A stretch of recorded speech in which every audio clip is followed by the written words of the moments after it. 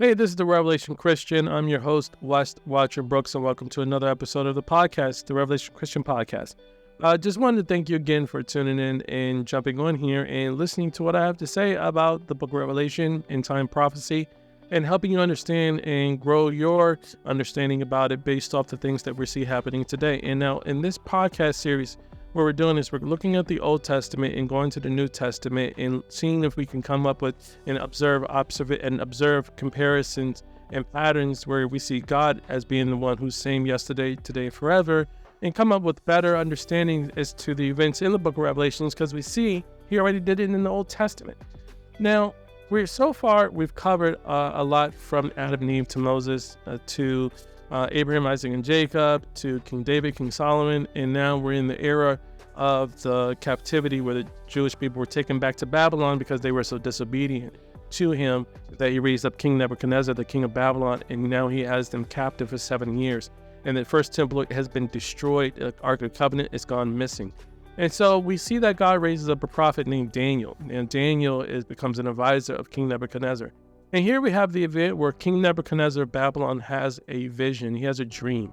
And then the dream disturbs him so bad that he tells his magicians, sorcerers, soothsayers, and all those in the occult to give him the interpretation of a dream. And I'll tell him what it is, and they give him the interpretation of the dream. And King Nebuchadnezzar tells them, if you get this wrong, you're executed. And so the occult council decided that they don't even want to play around with this, because they don't know what the dream he had, and therefore they can't give an interpretation. So instead of just walking on a tightrope and dangling their life on the whim of what it could have been, the dream was, what they decided to do is advocate for Daniel, because they said that Daniel serves a God from Israel, and he's the God of the Hebrews, and their God knows everything. So they call up Daniel, and Daniel says, all right, tell me what you want. And King Nebuchadnezzar says, I want to know what dream did I have, and I want to know what it meant. And so Daniel goes and prays and prays to God about the dream that King Nebuchadnezzar has. And God reveals him the dream and gives him an interpretation of it. And this is in Daniel chapter 2.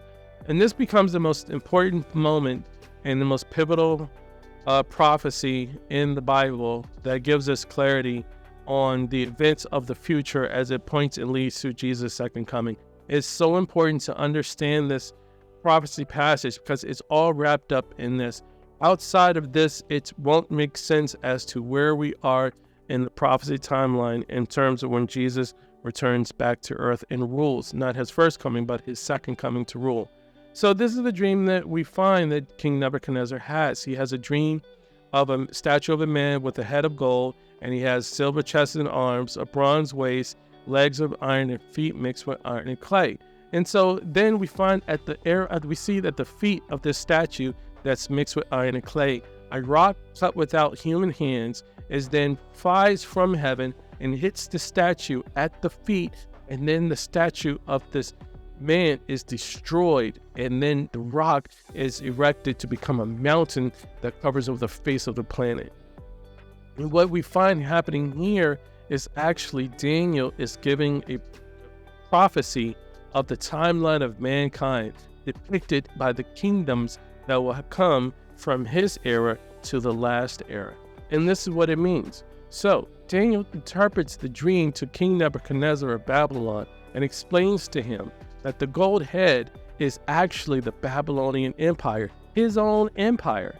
And he says, you, O king, are the head of gold, the Babylonian Empire. And this is in Daniel chapter 2 for reference if you want to go to that.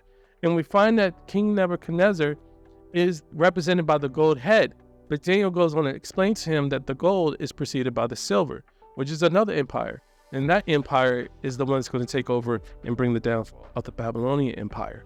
And so we find that the silver chest in arms was actually the Medes and Persians. Left arm being Medes, right arm being Persians, 1, 2 nations becoming one in silver chest. So we see the Medes and Persians, aka the Persian Empire, conquered the Babylonian Empire. And then we see that Daniel goes on to explain that the silver is the Persian Empire, which will then be conquered by another empire, the bronze waist.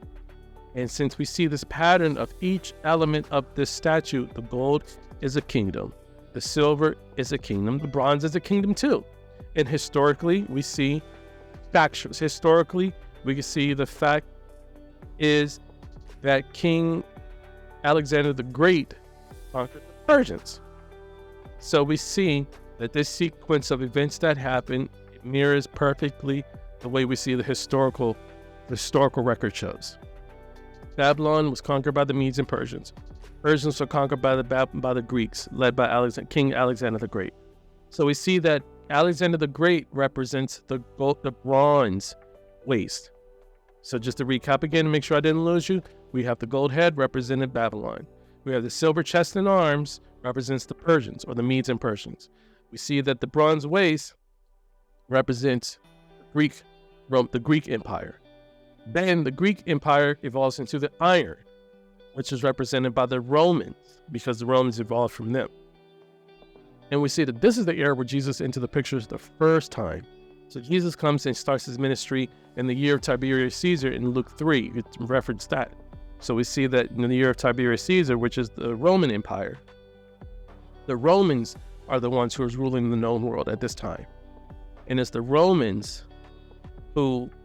Empire is the era in which Jesus comes the first time. He doesn't come in the era of the Babylonians. He doesn't come in the era of the Persian Empire. He doesn't come in the era of the Greek. He comes into the era of the Romans.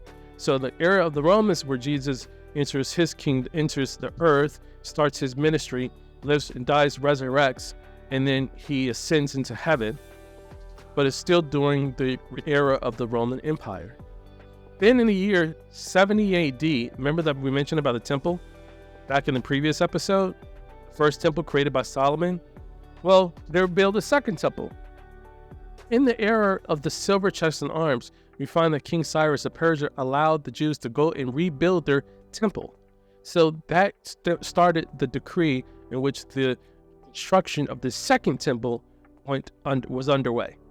By the time Jesus entered the picture, that temple was erected, the second temple. In fact, Jesus mentions the second temple several times. And at the second temple, we find that the Jewish religious leaders said, what are you talking about? How are you going to destroy this temple in 3 days? It took us 46 years to build it. So you see that they're still renovating it.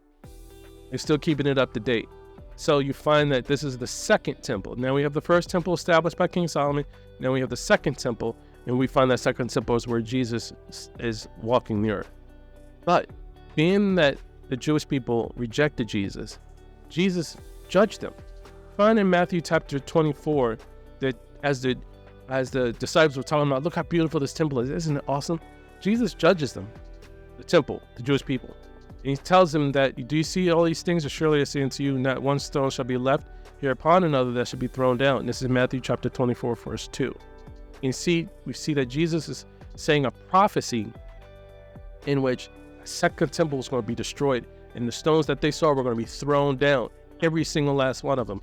And that's exactly what happened in the year 70 AD, where the Romans came and sieged Jerusalem, starved them to death, and then they came and destroyed the second temple, throwing it over the ledge. And to this day, you can see all the rubble where every stone was thrown down, just as Jesus said. So if you ever go to Israel and you go to the embankment where you find the stones from the second temple all consolidated together, that is fulfillment of Jesus' prophecy right before your eyes. To this day, you can even see the smoke soot that from the fire used to make it so they could throw these things and burn them and throw them over the ledge. So this is just the historical accuracy. Plus, you can find in Rome, there is this memorial in Rome called the Arch of Titus, where the Romans memorialized General Titus' military campaign in that conquering Jerusalem, where they memorialized it in stone, the artifacts they took from the Second Temple back to Rome. So if you want to know where the Second Temple artifacts are from Israel and the Jewish people, look to the Vatican. Look to the Vatican. The artifacts from the Second Temple in Jerusalem from the 70 AD siege of General Titus in Jerusalem is in the Vatican, because they took it back to Rome. And it's the spoils of war. The menorah, the table, showbread, the artifacts, the trumpets, they memorialized it. They memorialized it in stone. So going back to the story now, we find here, this is where we go to the 90 AD. So now in 70 AD, This is where the Romans destroyed the second temple. Now, that was in 70 AD. Now, we're in the year 90 AD. And this is where John, the disciple, the apostle, not to be confused with John the Baptist, he got his head cut off. John the apostle, the disciple John, he was in exile off a coast called he was exiled to an island off the coast called Patmos, where he wrote the book of Revelation. And that's where we'll stop today. And then we'll go into the modern time of book of Revelation. And you'll find it so fascinating as we go through the statue of Daniel. And you'll find as we're going through the statue, so far, just to recap again, just in case I lost you, we talked about the head of gold, which is Babylon. We talked about the silver chest and arms, which was Persia. We talked about the bronze waist, which is King Alexander the Great. And after he died, his kingdom split up into 4 kingdoms, which later became 2 kingdoms, later became 1, which evolved into the Roman Empire. We talked about that is the era which Jesus into the picture, where he lived, died, arose, and then ascended. And then we talked about the destruction of the second temple in 70 AD. And now we're in 90 AD, where the last disciple is exiled off the coast of an island called Patmos. All right, and we're going to leave it there. And look, thank you for listening. If you have any questions, don't hesitate to reach out to me at west@therevelationchristian.com. Thank you so much, and wait to see you again.